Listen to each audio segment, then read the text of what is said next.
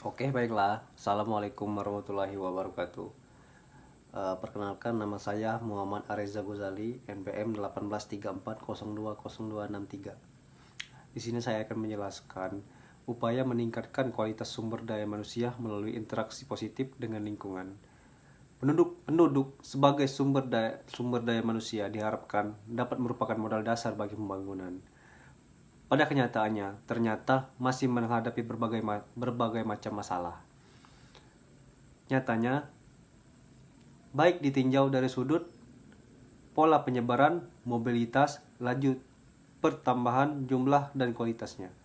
Ditinjau dari kualitasnya, baik fisik maupun non-fisik, keduanya relatif rendah. Kualitas fisik yang dilihat dari sudut tinggi badan dan besar tubuh serta derajat kesehatan yang diukur dari panjang harapan hidup saat ini rata-rata 62 tahun. Relatif masih rendah, sedangkan ditinjau dari sudut kualitas non-fisik seperti tingkat pendidikan masih sekitar 78%. Dari angkatan kerja hanya mempunyai pendidikan dasar atau kurang. Pembangunan Indonesia adalah menghasilkan manusia Indonesia seutuhnya, tersirat dalam upaya mengejar pencapaian kualitas hidup di dalam berbagai macam dimensi kehidupan seutuhnya. Dengan demikian, kualitas hidup mencakup baik kualitas lingkungan tempat manusia bermukim maupun kualitas diri manusia itu sendiri. Jadi seperti yang kita ketahui, memang di dalam suatu negara itu kualitas sumber daya manusia dan kualitas sumber daya lingkungannya itu sangat berkaitan untuk kemajuan dalam suatu negara tersebut. Oleh karena itu, sangat penting suatu negara itu harus meningkatkan taraf hidup atau meningkatkan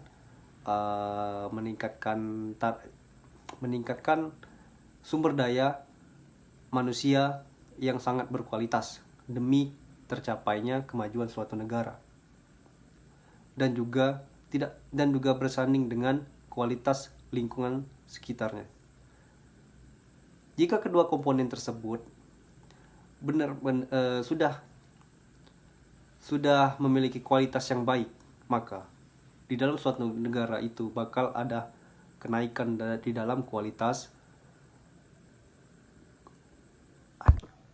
Baiklah, manusia sebagai komponen lingkungan apabila diperbandingkan dengan keragaman dan jumlah spesies manusia di satu pihak dengan tumbuhan dan hewan di pihak lain, maka segera tampak betapa kecil dan sedikitnya spesies manusia di bumi ini.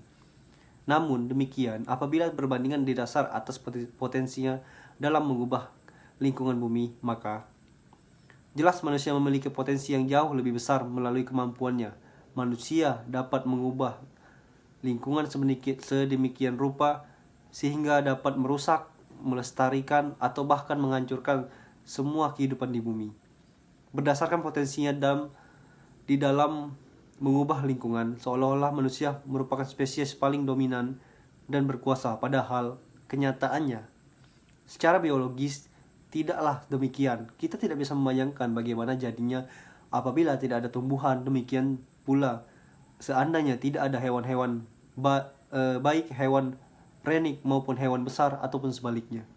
Tumbuhan dan hewan-hewan tersebut akan tetap dapat hidup lestari seandainya pun tidak ada manusia. Sesungguhnya manusia yang memerlukan kehadiran mereka, tumbuhan dan hewan, dan bukan sebaliknya. Jadi, melihat kenyataan tersebut, maka secara biologis manusia memiliki kedudukan yang lemah. Sekarang ini, semua sadar bahwa manusia adalah bagian dari alam, tidak berada di luarnya. Tidak datang ke bumi sebagai makhluk tertinggi untuk mengeksploitasi alam untuk kepentingan tanpa batas. Sebagai bagian dari alam, untuk kepentingan tanpa batas, sebagai bagian dari alam, manusia sendiri akan habis riwayatnya kalau ekosistem dihancurkannya. Jadi bisa kita lihat dari penjelasan saya tadi bahwa manusia dan sumber daya lingkungan itu sangat berdampingan dan saling memerlukan.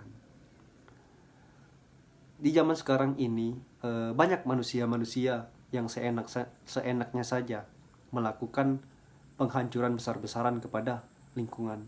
Itu saya sangat prihatin dengan tindakan manusia yang seperti itu. Itu demi kepentingan manusia atau individu. Maka dari itu, sekarang kemungkinan mungkin pemerintah juga lagi berupaya untuk mengurangi tindakan tersebut, tindakan ilegal, misal penggundulan hutan, penebangan pohon secara ilegal, pembakaran. Kan hal yang seperti itu memang harus dihindari, karena jika memang terjadi sesuatu seperti itu, misal kayak pembakaran, maka bakalan banyak rusaknya ekosistem di dalam suatu lingkungan atau di dalam hutan tersebut. Maka itu sangat tidak perlu dilakukan oleh manusia, atau mungkin bisa saja manusia dapat mengambil mengambil sesuatu yang ada di lingkungan tersebut tapi ada batasannya, tidak semuanya. Maka dari itu saya sangat menekankan bahwa untuk manusia yang ada di muka bumi, jangan seenak-enaknya merusak lingkungan. Itu demi kepentingan kita, demi kelangsungan hidup manusia di bumi ini. Karena manusia dan lingkungan serta yang ada di lingkungan itu sangat berdampingan. Atau misalnya sumber daya alam, itu tidak dapat kita pungkiri lagi. Karena tanpa adanya sumber daya alam, manusia tidak akan bisa hidup. Manusia tidak akan bisa merasakan yang namanya pengambilan bahan pokok dari alam, misal makanan atau dan sebagainya macamnya. Kan manusia banyak memerlukan kebutuhannya itu dari alam. Jadi jikalau memang seorang misalnya mau mengambil sesuatu dari alam, maka tapi jangan serakah lah, ambil sebutuhnya aja, seberapa banyak. Itu yang saya maksud. Mungkin tidak banyak yang dapat saya sampaikan.